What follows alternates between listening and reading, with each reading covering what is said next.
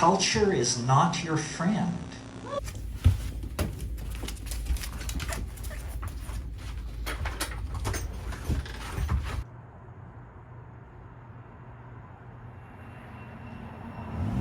The culture is a perversion.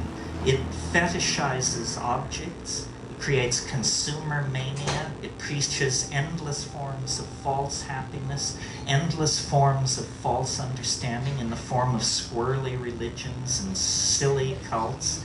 It invites people to diminish themselves and dehumanize themselves by behaving like machines, meme processors of memes passed down from Madison Avenue and Hollywood and what have you.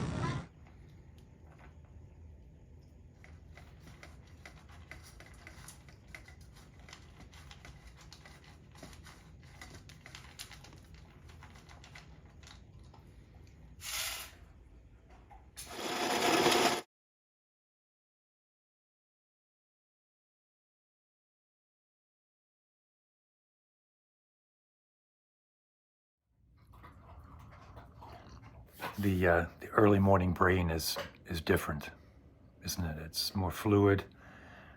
The membrane between being awake and being asleep is permeable, so there's part of that. But the day is still unmodified, first thing in the morning, right? And if I'm starting a new writing project, now is when I will work on that project. The early stages of that work kind of require this time, this space. For me, once it's got a bit of momentum behind it, I can sort of pick it up later in the day. It's why the Buddha starts the first words of the Dhammapada. All experience is preceded by mind, led by mind, made by mind. So what our mind absorbs, what our mind thinks about, is what our mind follows, and then where our mind goes, all our other behavior follows. Speak or act with a corrupted mind, and suffering follows as the wagon wheel follows the hoof of the ox. We think of wholesome and unwholesome not to judge, because of concepts of sin, but because what will lead towards enlightenment are wholesome actions. What will alleviate suffering are wholesome actions, and what causes suffering and prevents enlightenment are unwholesome actions. And here's one reason why, and Epictetus nailed it. A lot of quotes to start off this morning, but I want to kind of get some context going. Epictetus says, "You become what you give your attention to. If you yourself don't choose what thoughts and images you expose yourself to, someone else will, and their motives may not be the highest." So we have the Buddha saying that our minds lead our actions, which progress towards enlightenment. Epictetus suggesting that we should be thoughtful and disciplined in the content that we put into our minds. And then Marshall McLuhan helps by putting some theory around this. He talks about hot and cold media, referring to the level of engagement that you have with that media. I think that my insights into Mr. McLuhan, well, have a great deal of validity. Oh, do you? Yeah. Well, that's funny because I happen to have Mr. McLuhan right here. So yeah, just let me come over here a second. Oh, Tell him. I heard what you were saying. You know nothing of my work. You mean my whole fallacy is wrong. How you ever got to teach a course in anything is totally amazing. Boy, if life were only like this. Marshall McLuhan talks about the sense ratio. So in oral, spoken, Homeric society, there is a sense ratio of memory, spoken word, absorbed, heard, beheld word. then with Gutenberg, the print takes that and creates a linear sequential pattern that kind of extends and evolves until you get to something like Ulysses, James Joyce. And McLuhan began as a Joyce scholar. Ulysses takes print and attempts to create simultaneity and physical sensation out of print. He extends it to the point where it flips.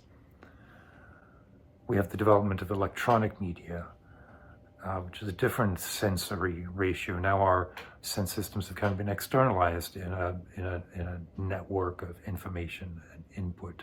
Now, McLuhan, so don't turn off your computer, but let's think about the content and how that fits in with our sense ratio, because culture is not your friend. That we have the money, the power, the medical understanding, the scientific know-how, the love, and the community to produce a kind of human paradise. So when we think about sense ratio, think about resonance. Think about the breath and how long it takes to breathe. And then within that, the beating of the heart. And we sort of have a sympathetic resonance to begin with. And reading a book takes many breaths and many heartbeats. We understand the felt presence of experience is what is most important, but the culture is a perversion. The information can, so the physical act of consumption has a ratio between the rate of information and our body. Underneath the breath, underneath the heartbeat, a range of neurological activity, nervous activity, circulation that is much more rapid. And then underneath that, even the firing of the synapses that is right on the quantum froth, very rapid. We are able to perceive the information, the input that comes in from electronics, because we are in some capacity electrical ourselves.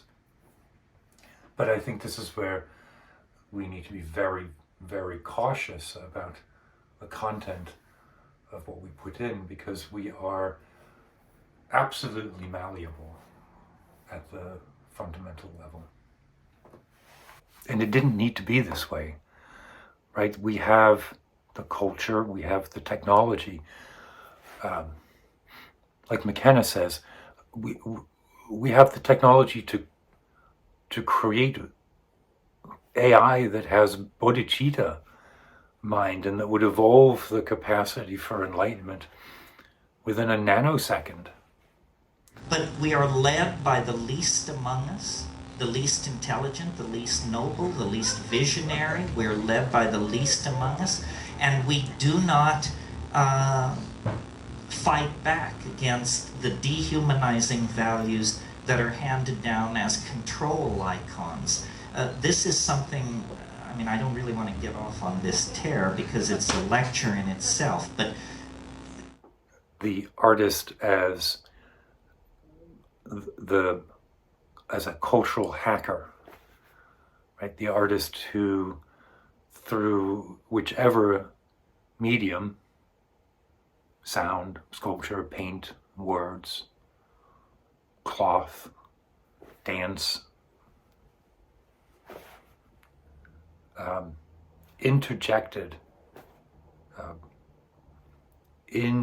an antidote into the very foundation of the cultural spectacle. by creating art, man was not put on this planet to toil in the mud. We really, I think, maximize our humanness and become much more necessary and incomprehensible to the machines.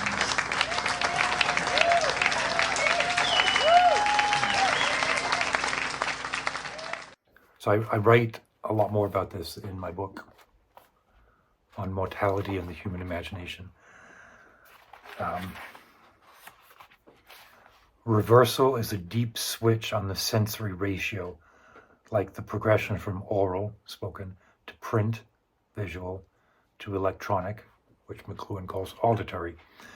Artists can survive and even influence the shift, says McKenna. I believe that artists in all media respond soonest to the challenges of new pressures.